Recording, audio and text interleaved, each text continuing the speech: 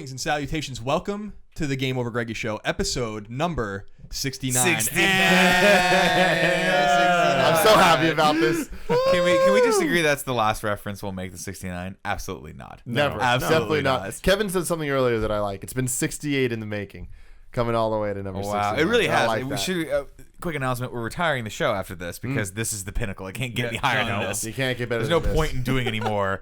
Once you've hit 69, We're going to do the Game Over Greggy Show, the new class. Yes. Oh, I like that. Greg is gone. He's in Mexico, and so I'm hosting it again. And I think I've hosted one other Game Over Greggy Show. I don't remember which one it was. Obviously, everyone knows that the tenor and cadence of the show when I host it is a little bit different. I'm not going to get loud and crazy.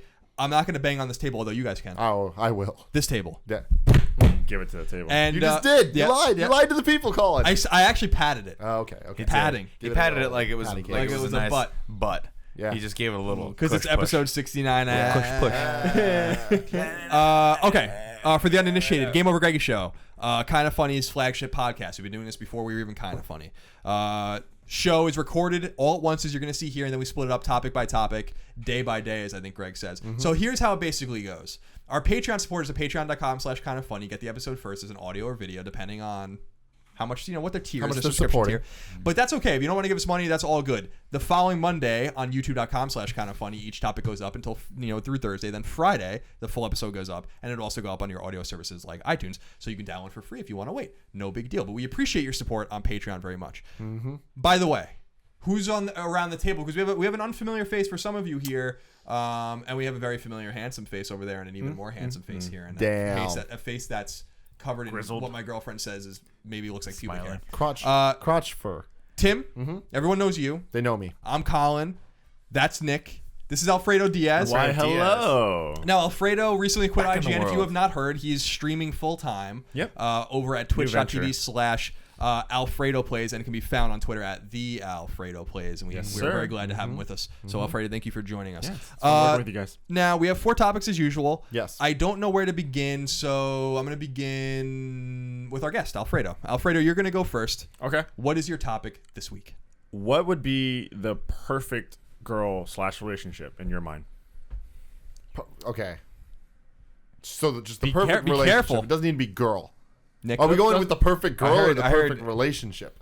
I heard a very interesting. I was listening to another podcast that shall not be named because this should be the only podcast anyone listens to ever. But they were talking about this and Kind of Funny Gamescast. kind of funny Yeah, gamescast. yeah. But they said that there's only 4 reasons to ever get into a serious relationship. Or actually, this was more likely to get married. And I'm probably going to slaughter these. But one is if she's under the age of 25 and you're over the age of 50.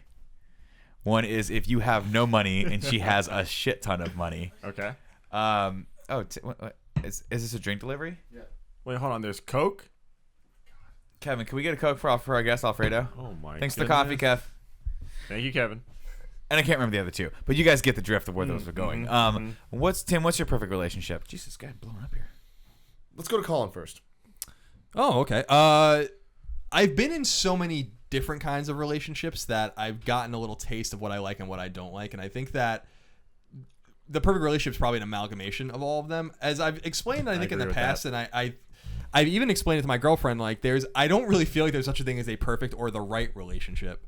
I even talked to a friend of mine where I was like, I don't believe in the one. I think that there's probably many the ones. It's a matter of like who you sync with at a certain time, because relationships, like life, are all about timing. All about timing. Yes. I've been Communication. and definitely Those two communication is things. definitely important, because there were girls that I wasn't with in college that would have worked out great now that I'm 30. There are girls that I was in college with that wouldn't have worked out no matter what. There are girls that I've been with as an adult that if I was a kid maybe we would have had even a better time together. So many truths spoken right now. Yeah, this makes sense. So like it is all about timing. Like yeah, I a girl that I dated in high school when I was, we were just stupid kids when I was 16 or whatever. Like, what does that relationship look like when you're 30? And you're 30-year-olds, and you're not stupid anymore and you're experienced. Like, Right. what does that look like? It's weird though. Do you have the friends that got married after high school or like stayed together from high school all Yes. the way through, and now you're like, I have these 2 friends specifically that I still see on Facebook, and I'm like, still together? That's got to be so weird to have spent. I imagine maybe they broke up a little bit here and there in their 20s, or maybe they experienced some other things, but for the most part they have been each other's the one for the better part of their post-pubescent lives. No, yeah, pubescent lives. I don't know. Since they became Just a sexually life aware. at some point. Yeah. Yeah, no, You know? I know a couple just like that. One of my good buddies that I went to college with, I was in his wedding actually because they got married a couple of years ago. He and his girlfriend went to grew up together in the same town in New England, went to college together, got married, and all this kind of stuff, and are really. They're gonna be. I have no doubt, like that they're gonna be together forever. There are those things happen. I do think that kind of relationship is somewhat rare. And for me, the perfect relationship is what it needs to be at that time because I don't think that there's a definition. Yeah. Of what is the God forbid my girlfriend and I break up and I have a relationship when I'm 40. The perfect relationship at 40 was not going to be the perfect relationship when I was 16 Exactly. or Yeah. 21 or 30. Yes, Kevin, do me a favor. Teeter the ice cold beverage just haphazardly on the 3 coasters that are sitting on each other, right above the computer that streams and the soundboard. Please, just teeter that up there. Please put it right there, so that oddly, if your elbow just happens to slam into it, it'll destroy all of our fucking livelihood. Just the entire thing in one fell swoop. Because I don't want to come to work tomorrow. Yeah, I love you, Kevin. I think you're right. When it comes to the perfect relationship, that doesn't exist. But that's like, there's no definition of that. It's different for every person. It's the same thing. What is love? We had a topic about that a long time ago. You can't really define that. Like, it's something different. What is art? It's No, the someone same did shit. define So what are actually. things that kind of like stand Baby, out don't hurt to me. you then? Don't Yeah. hurt me. No more. No They more. didn't define it. They asked it a bunch of times. Right. And then shook their heads. They don't know the answer. That was it. I mean, like, that's a good definition. What if that's is what love is, Baby, I'm in. don't hurt, Colin. Well, Alfredo asked what are some of the Like factors the that stand out. Basic things. Yeah. And again, that is a person by person basis. For me, I need someone, and this is something that you either teach your spouse, like your significant other, your spouse, whatever, or they know already, which is you teach them. because some people are used to, for instance, a doting boyfriend, which I am not, or like okay, explain. like you dote on them, like you're Someone who's constantly with you, constantly wants, like, vying for your attention, constantly giving you attention. yeah, like that's not me. coddling you, Like, or I'm- being that schmoopy. I'm the exact opposite. Like and Cheryl knew this and learned this over time, where it was like, I need you to leave me alone. Yeah. Like Yeah, you're like my wife. our time together, Colin Moriarty. our time together is much more precious and much more like interesting and wanted when we have some time apart.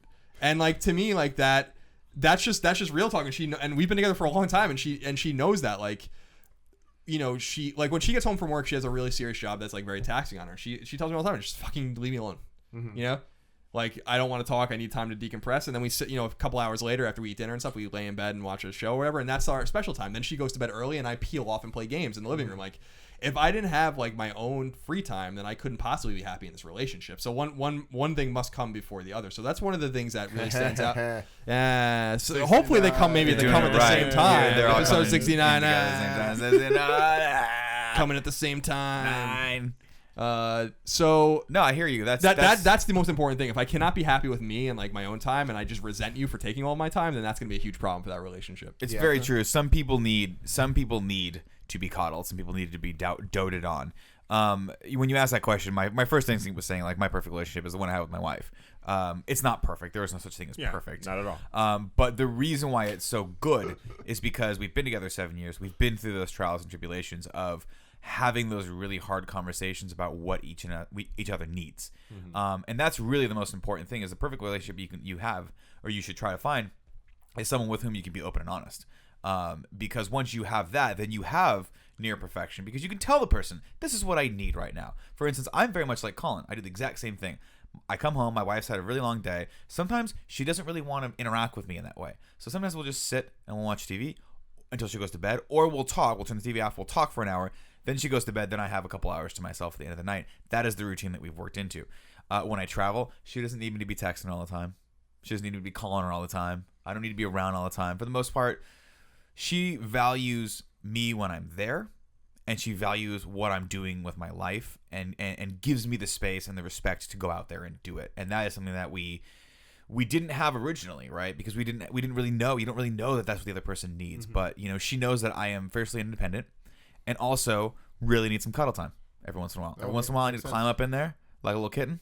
Big spoon or little spoon? I mean, if we're being honest, little spoon. I have to get my little spoon on every once in a while. Oh, it's funny because Cheryl and I I'm about that life. I'm gonna let you I'm guys. about the little spoon life. I'm gonna let you guys into a little secret.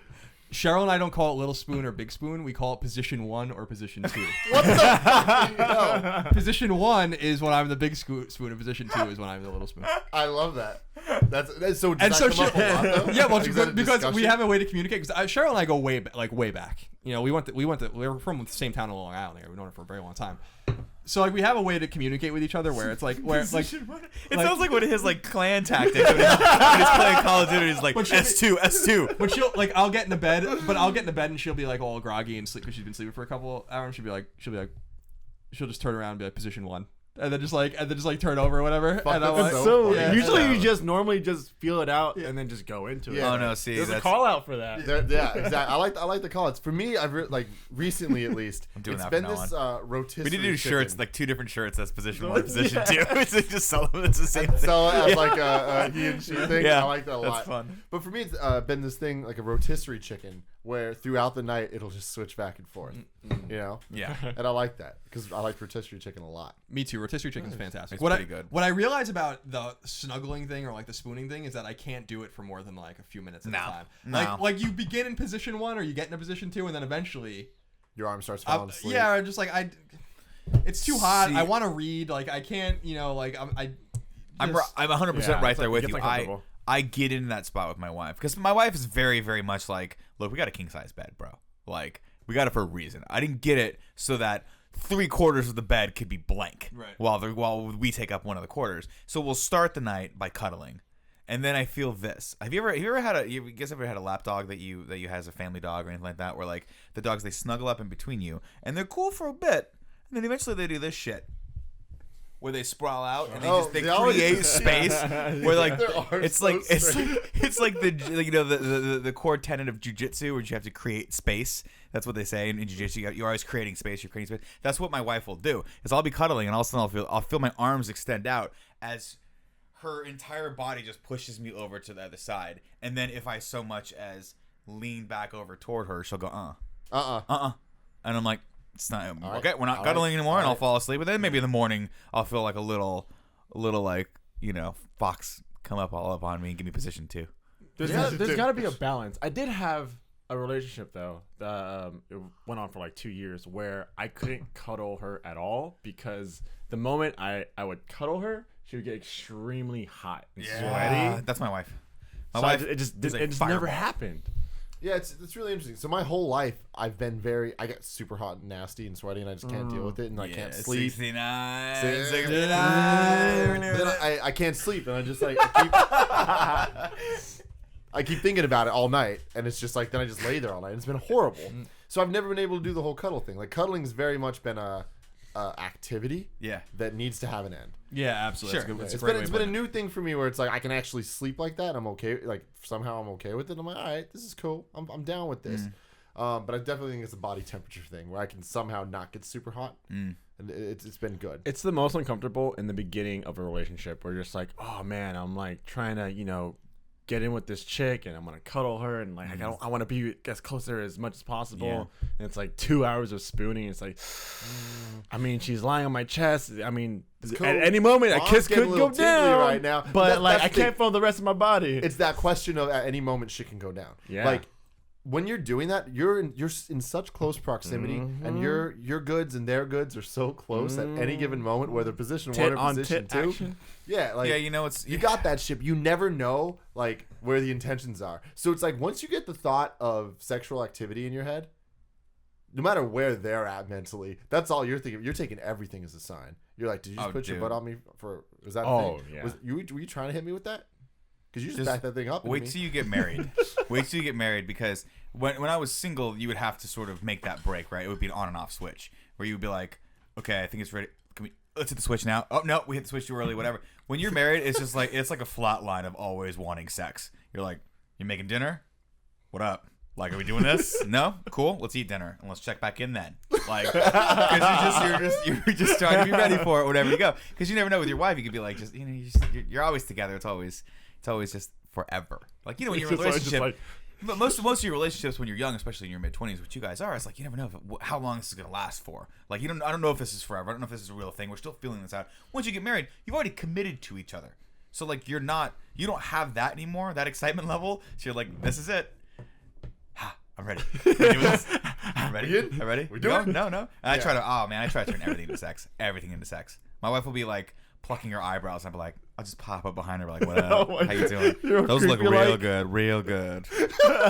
Little grab of the tush and then 69. No, we're not at 69. You don't have 69 anymore once you get married. Just FYI. No, They take that out. that's It's actually a disappointing. paper you have to sign for the state of California. Oh. It says the positions that you can and cannot do, and 69 is one of them. The wobbly H, also not one of them. You're not allowed to do that. All right, I've done a lot of shit in my time in bed. I have no idea what that is. The wobbly H? No. What is the wobbly H? That's when you got, there's two guys. Oh, my, okay. Oh. Got it. And- Yeah, makes sense now. Yeah. It's trying making like Are Eiffel Tower. Are Cleveland steamers allowed in marriage situations? Yeah, 100%. Farting takes on a whole new level, and like shitting and farting takes on a whole new level of interestingness. That's not even a word, but when you become married, because you just let go of a lot of those things. The gases. When you like, especially when you move in with someone. That's yeah, when I was it gonna say, really- I've shit in front of Cheryl like so many times, not even funny. Because like, Yeah, I'm there like, was- It lost its appeal. yeah, well, just because like she's like in the bathroom, like I gotta go. I'm sorry. And Yeah. you can either leave or not, but I'm taking a shit right now. No, I mean, and there will be times there'll be times when the conversation will start on the couch, and then one of you will get up to go maybe go to the bathroom. The other person has to get something out of the bathroom. The conversation keeps going, and then you're just like, it occurs to her. You see it in her eyes before anything else registers that you're just like, well, I came in here for a reason, and you followed me in here, and I'm not going to tell you why I'm doing what I'm doing right now. And she's just like, you're fucking disgusting. Can you just tell me when you need privacy? And I'm like, I don't need privacy. We're married. I can do anything. This is what you married. You married me and my shit. This is why God. when we get divorced, you'll know exactly why. She'll be like, no, Your Honor. He would not stop shitting in front of me. He would not stop shitting in front of me. Well, that goes back to what we look for in a relationship, and that's another thing is being comfortable. Whether it's comfortable silence, which I love. Comfortable silence is like one of the best things ever. Oh, I love that. And like where you don't feel like you need to say anything. There's nothing to be said. It's okay. And I'm not good at that at all. no, like where you could just sit there and just be like, it's not weird because it's just like no one has anything to say. That's okay. I mean, that could be weird early in a relationship. I have a lot of friendships that's true where that'll happen.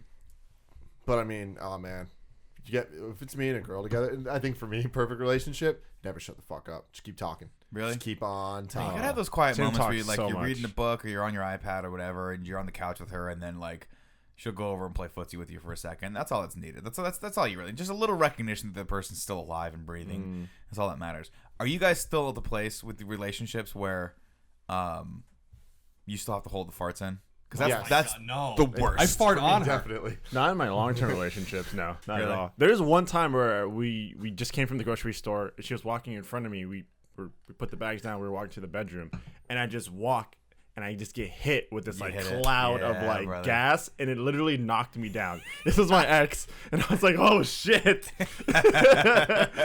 So I'm All right. Yeah. No, I let loose with that stuff. In fact, like Greg always says like he doesn't hear anything out of our bedroom except for the occasional like what the fuck or like you're gross or like ew because we do like the grossest shit. That's Colin the one saying, ew. I love that. Because like everyone's gassy in the morning. Cheryl like always cuddle up to me in the morning whatever, and we'll be in position 2 I guess, and I'll just fart like right on her.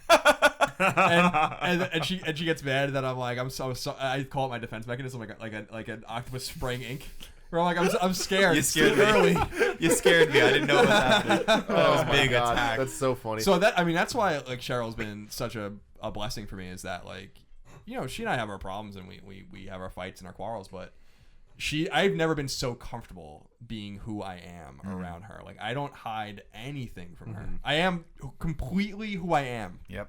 Around her, and it's all like I've been in other long-term relationships, but I've never been quite to that point. When you're with a girl, even for a while, like where she's kind of still judging you, and you kind of still have to be. You gotta be that kind someone of else. idealized version of that guy you think she wants, but you don't really know. Like you're hanging out with her at her place or whatever, and then you have to take a shit. Now that is not a problem now at all. Like I'll just still Charlie, I'm taking a shit. Yeah. Now, but back then you're like running the water, you feel bad, or you're trying to hold there's just.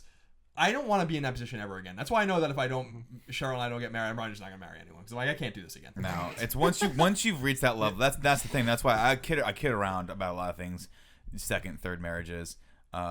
Just escaping to Asia and just getting lost there for a while. But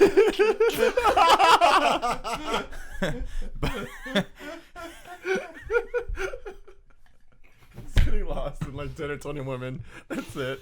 But in reality, behind me. I don't want to go through that again. It was really, really hard, and it was really, really meaningful getting to know someone on that level. And to Colin's point, that's where I'm at with my wife, right? Where every relationship I had had before that, there was always sort of that, and this is shit you put on yourself too, because I don't think a lot of the women that I dated put this on me, but I'm always like, oh, I got to be sort of a better version of who I am right now in order to be seen in your eyes the proper way. And then I met my wife, and she was like, stop, why? I like you. Just be yourself. Do you? And then sometimes tone it down when we're at parties. That's all she asks. You know, which is fair. It's fair enough. God. It's fair enough because I ask her to do some kinky shit. You're a little crazy, so that's fine. No, you guys are saying some really good stuff, and I feel like for me, the most important thing to a relationship is timing and communication, and just being honest and open with very stuff. True. And I think timing is so important because the most important thing of a relationship working is you being you and figuring out what that means and who you are. And that's why, we're now, Alfredo, we're adults now.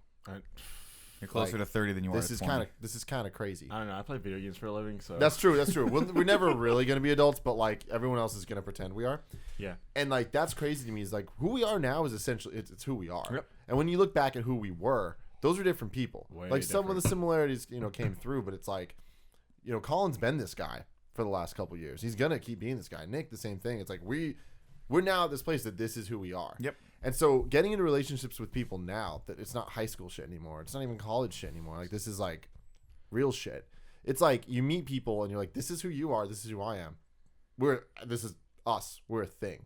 I think that's crazy because it's like recently in my life, there's been a lot of ongoing like drama and stuff and like just a lot of my friends and just different relationships. And most of my friends that are with people have been with people since high school or since early college, so that they're in like 7-year relationships with these people that they met when they were little kids, and it's interesting to see how they work together compared to how people that just meet now work together. And it's so weird how that pace is just so much quicker, because now that we know who we are, it's like, all right, we can skip the bullshit. We don't need to do this whole fake being the best version of me I can be. Just right. Be you, right? Yeah. And do all that stuff. And I feel like it's you see it a lot when it comes to like our friends are starting to get married, which is weird. You go through those periods where y'all graduate college and your friends start getting married, right? Mm-hmm. Then your friends start having kids. Then the weird one is when your friends start getting divorced. That's the strange one. Okay, well that's when you're just like, I think that's a little We'll bit get there when we get there. And you will go through that because everyone goes through that, right? Mm-hmm. But to your point earlier, and I'm sorry I interrupted you, but that's why I always advocate not getting into a serious relationship until you're getting closer to 30, because you really don't necessarily know who you are until you hit about 25, 26, right? And you have that sort of period where you're not on the same wavelength with the woman. Then you hit 25 and you guys can kind of understand if you're going to be compatible going forward together, if you're going to complement each other's lives. The dangerous part, especially for guys, I don't know for women because I'm not one, is that when you hit 30, 35, especially in this city, you then become less and less inclined to want to grow with someone. And I see it all the time in my neighborhood, these guys that stayed single, and it like ruins them. And I'm not saying if you're single right now, you're in a bad place, but having someone in your life that can keep your ass in check, especially when you're crazy like me, is a very, very important thing. I can't even imagine who I would be right now if I didn't have my wife. I'd probably be rotten. You'd be in Asia somewhere getting lost. I would just be lost in translation, except translation would be a 5'2". What are you looking at? God! All right, that's the end of that topic. I'll bet you that topic right now.